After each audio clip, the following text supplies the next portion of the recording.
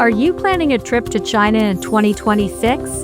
Well, skip the lines and jump on the bullet train to Nanjing. China just changed the rules and Canadians can finally enter visa-free, and this city is the ultimate escape just 90 minutes from Shanghai. You can explore the world's longest city wall, the 600-year-old Ming tombs, and a hidden underground world that will blow your mind. Here's everything you need to know about visiting Nanjing, China, visa-free this year. So this is a walking street here in Nanjing where you get all of the boats to go, the boat cruises along the canal. It's hard to believe that this is a Monday night. It feels more like a Friday or a holiday. But no, this is just a typical day here in Nanjing. Time to get on the boat. The 1,000 other people. Nanjing is the former capital of China, ruling several dynasties until 1949. Confucius Temple dates back to 1034, but it was rebuilt in 1984 after being destroyed during the 1937 Japanese occupation. Located on the Qinhuai River, there's a maze of walking streets and shops leading to the star attraction, the river cruise. While we're on our river tour here in Nanjing, we recommend bringing your guide on board with you. We had no idea what the commentary was saying, and instead we simply spent our time enjoying the neon lights and reenactments of famous Chinese folklore. Niushoushan Mountain is a new cultural park that opened in 2015, designed to establish a new heritage world of Buddhism culture. There is a shuttle bus that takes you to 2 stops, the temple first, where there's a bamboo forest, and then the palace. The temple is lovely, but don't spend too much time there as the palace is incredible. The Niushoushan Cultural Park is quite the spectacle. It's a complex of temples and Buddhas built inside a mountain, and it's pretty extravagant. So the temple that we're in now is 60 meters underground, so that's 180 feet. And this is all an old mining area, so that's what they did, is they built all the temples within the mountain, all of the caverns that they mined. Amazing. I don't think I've ever seen anything quite like this.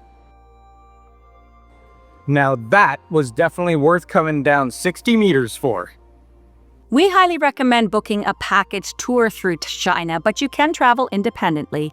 You can book tickets at the official WeChat mini program or at trip.com. to skip the physical ticket line. Entrance to the park is $20 to $22.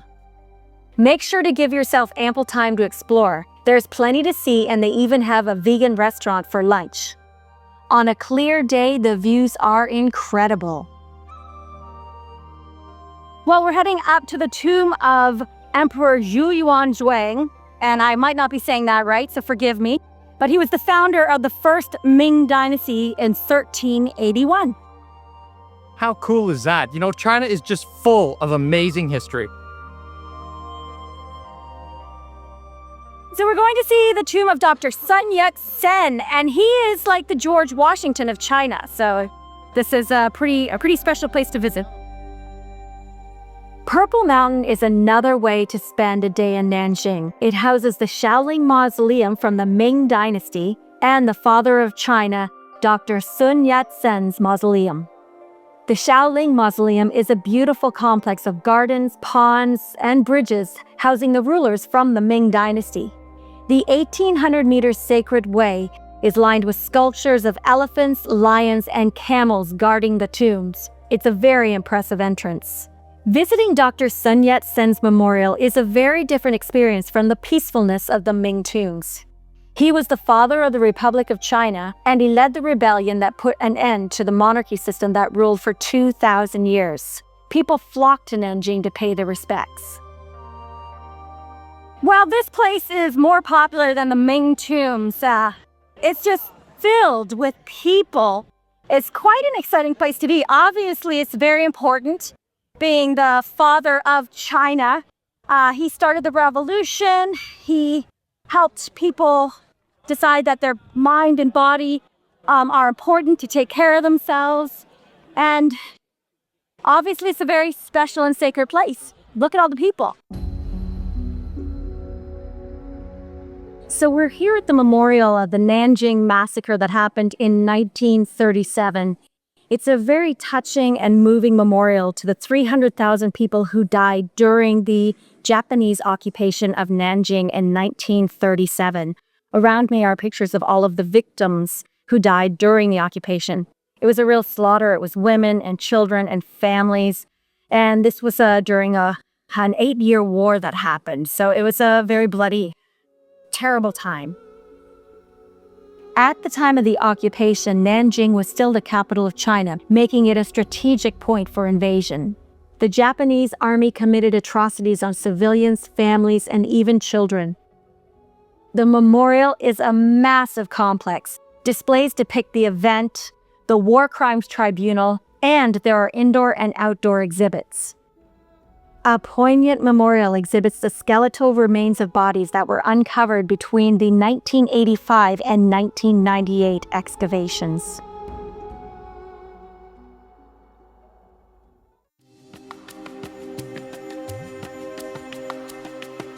So we're going to learn the art of burning incense today. Who knew that it was an art form? I didn't know that. There's an actual way to do it, and we're going to show you how. I bet you it involves a lighter. Incense plays a large role in Chinese tradition, and at the Porcelain Tower, we learned how to make an incense stencil to create an atmosphere of peace and relaxation. Followed by a tea ceremony, we managed to learn of 2 very important Chinese ceremonies at one time. So that was an interesting ceremony. I was expecting to burn a stick of incense, but what it is we made our own little lotus leaf of incense by dropping the incense into a little stencil. So I think we did okay. The Porcelain Tower was considered one of the 7 medieval wonders of the world, but like many historic buildings in Nanjing, it was destroyed. In 2015, the new tower was rebuilt, and today visitors can visit the museum and witness excavations that took place in 2008. It is believed that the remains of Buddha were found on these grounds.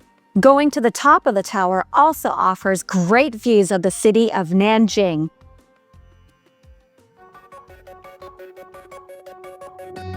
Nanjing has the longest city wall in the world, and it is known as the other Great Wall of China. At 600 years old, it is also the most well-preserved. The wall was made by the best brickmakers in the land, and each brick has the inscription of origin, which bears the responsibility for the quality of the bricks. When visiting Nanjing, it is not to be missed.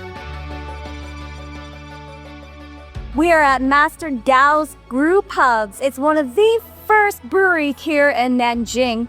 And Master Gao, he learned everything in the States. He really loved the IPAs of America and brought it here and started brewing in Nanjing.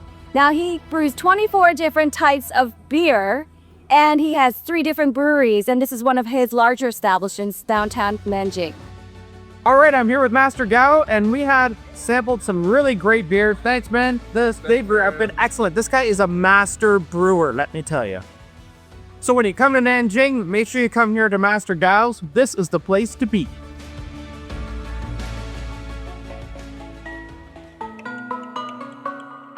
So we're here at Taichung City Wall, and we're going to learn calligraphy, Chinese calligraphy. And it really is an art form, let me tell you. Anybody can come here and do this, and it's all in the way you hold the brush. Calligraphy in China is more than just handwriting. It's considered a meditation and one of the highest forms of traditional art. We took our course at the historic Nanjing City Wall. Yeah. No, I messed that one up. Well, I totally did it wrong. Normally you're supposed to do it this way, but I did it along here. So our teacher, she said, lying in bed is so happy. So I came out with something anyway. Well, this is my masterpiece work of art. I'm telling you, it's going on display in my place. And I'm going to make everybody look at it and admire it. We stayed at the Grand Mansion, a luxury collection hotel in Nanjing. It's widely considered one of the most beautiful hotels in the city. blending Ming Dynasty with modern luxury. Located right in the historic heart of the city, literally steps from the presidential palace, this place is like a living museum.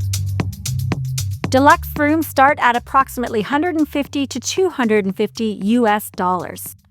And make sure to book the breakfast buffet if not included in your room rate. It is highly recommended for the local Nanjing specialties. Nanjing is a city where every corner has a story, but let's be real, navigating China can be a challenge. Between the language barrier and the new 2026 reservation systems, it can be overwhelming. So we suggest booking a tour. Some of our favorites include Go-Ahead Tours, Intrepid Travel, and G-Adventures. The Nanjing official booking portal requires a WeChat account or a local phone number, which is why tours are better. We have links to everything in the description below. This place is popular. There's crowds out the door. They're coming in. It's madness. It's chaos. It's a lot of fun to be inside. You can't visit Nanjing without diving into its incredible food scene. We absolutely love the family-style dining there. There's something so social about sitting on those large, turning tables, sharing dishes, and trying a bit of everything. So this is pretty cool in here. You can come and see all of the ingredients and pick and choose what you want to order. So it's one of China's most famous restaurants. Nanjing's most popular spots now use WeChat mini programs for virtual queuing. So that's another reason we suggest taking a tour. Your guide can snag a table in the system before you even arrive. Video, make sure to subscribe and click on that bell for notifications because we put out a new video every week from the 120 countries we visited around the world.